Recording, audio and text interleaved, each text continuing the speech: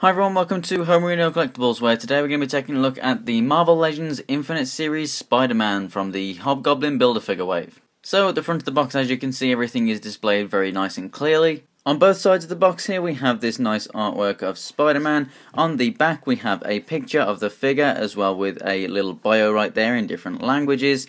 And then down here we have everyone else in the wave and the Build-A-Figure that you can create with the pieces that come with them. So if you want to see the video reviews of all of these guys, I'm getting them all up very soon. I've already done Daredevil and Spider-Man 2099, and the next review will be Spider-Girl. So stay tuned for those, but for now, let's get this thing open and take a look. So first out of the box is the left leg of the Build-A-Figure Hobgoblin, and if you want to see the review for that, I'll be getting that up as soon as I've done everyone else in the wave. And here is Spider-Man himself out of the packaging, and it is a very, very nice Spider-Man figure. And you can already see one of the reasons why this figure is absolutely fantastic, and that is the accessories. As you can see, he is holding a slice of pepperoni pizza.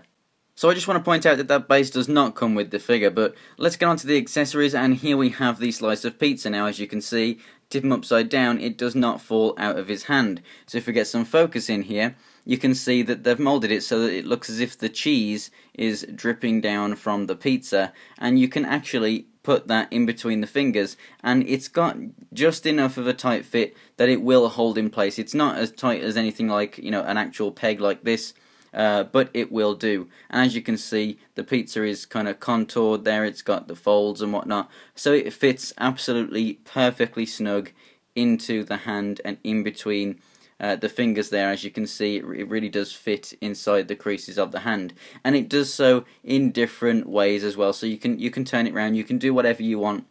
He does come with another one of these open hands, as you can see, for the right, and as you can see, absolutely perfect wall crawling hand. This is something that I've wanted from a Spider-Man figure for quite a while.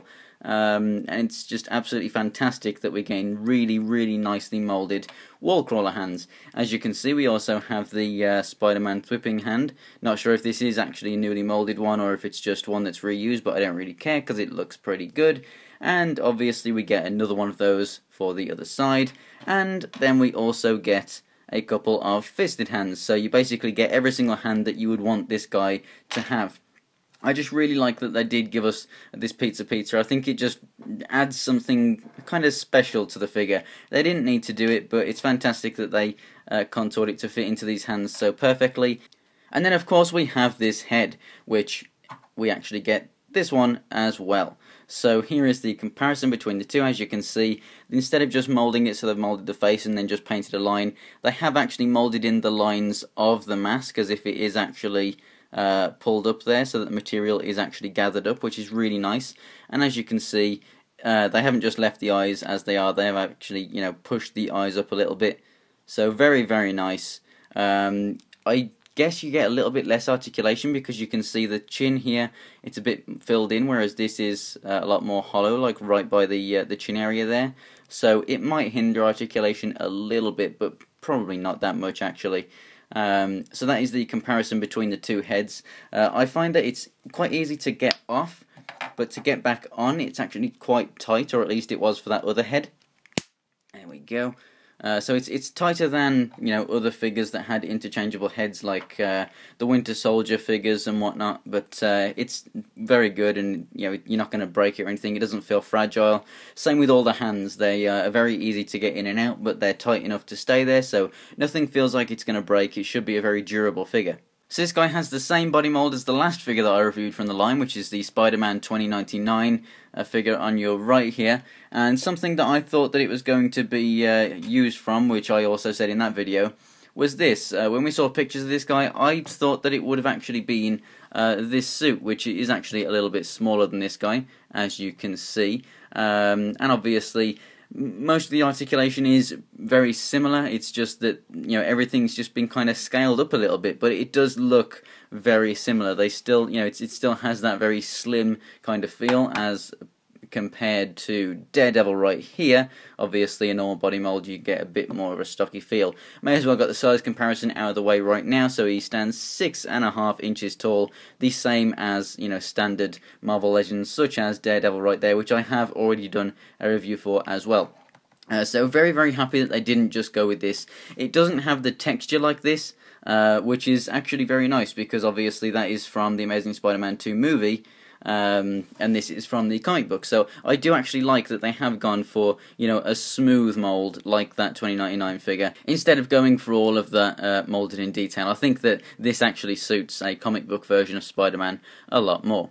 So something I want to point out over here on the back, which is pretty much the only thing about this figure that I don't like, is that the paint on these butterfly joints don't actually meet up with the paint that's on the back there. As you can see, these just rotate in and out, and I'll show you a bit more when we look at the articulation. They don't, like, well, I mean, I guess they do wiggle a little bit up and down, but they don't actually, you know, move so that they're actually level with this. So I'm not sure why that paint is so low or why that paint is so high. You know, as you can see, they could have brought that logo down a little bit and then brought this down a little bit, but they didn't. But that's the only thing that I don't like about it, really. So that shows just how good this figure is, because if you look at it a bit further away, if you get some focus, as you start to pose it around and whatnot, you just really don't notice it too much.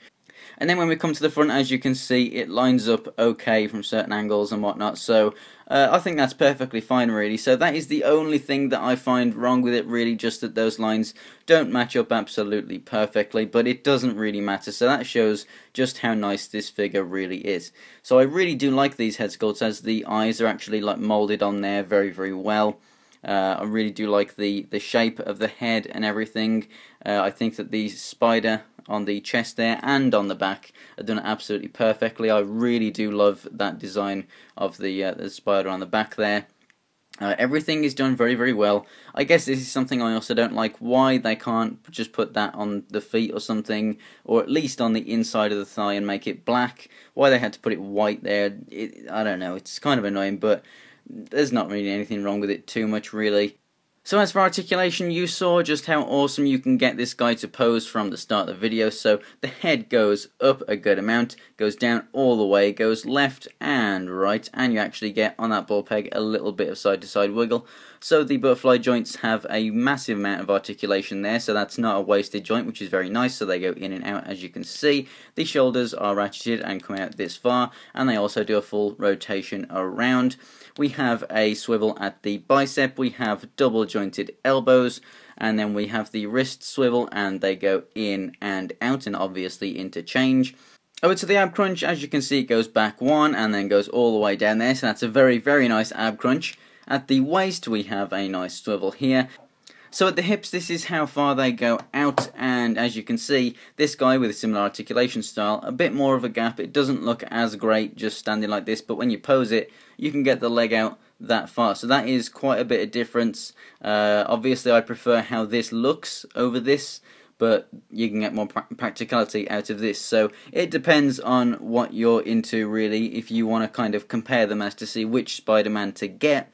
The leg goes all the way forward and back a little bit. We have upper thigh rotation there. We have double jointed knees. The feet go up and down and have a great ankle pivot. He also has peg holes in the bottom of the feet. And here we can see Spider-Man in a kind of wall-crawling-esque kind of pose, and I just think that this figure is absolutely fantastic. You've got the articulation to get him into all these different kinds of poses that you want. You've got the different hands to help you achieve that. You've got the interchangeable head, and then obviously you've also got that slice of pizza. So I think that with the accessories, with the look of this figure, it's only got minor faults, really. The amount of posability, the amount of playability, I mean, I just really do think that this is the best Spider-Man figure that you can get right now in this scale. If you already have a load of older Toy Biz Spider-Man figures, or even the Amazing Spider-Man 2 figure, and you're happy with them, then that's great. But if you want a really nice comic book accurate Spider-Man with tons of articulation, accessories, and just a hell of a lot of fun, then I would definitely go ahead and pick this guy up. So thanks for watching, guys. If you want to see more pictures of this guy and anything else from my collection and updates for the channel, then go ahead and follow me on Instagram and Twitter. It's Homerino123, and links will be in the description below. If you enjoyed the video, go ahead and give it a like, and to see more, go ahead and subscribe. So thanks for watching, guys, and I'll see you next time.